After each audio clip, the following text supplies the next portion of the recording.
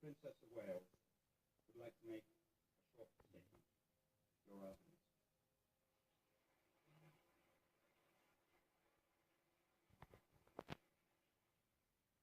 When I started my public life 12 years ago, I understood the media might be interested in what I did. I realized then their attention would inevitably focus on both our private and public lives.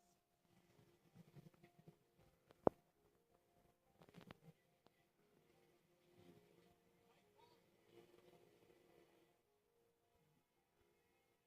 I was not aware of how overwhelming that attention would become.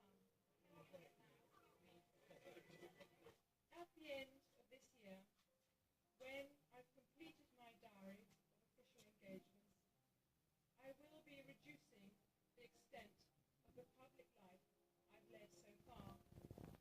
My first priority will continue to be our children, William and Harry, who deserve as much love and care and attention as I am able to give.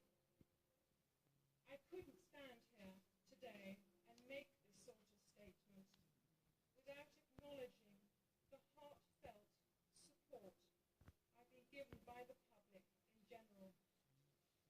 Your kindness and affection has carried me through some of the most difficult periods. And always, your love and care has eased that journey. And for that,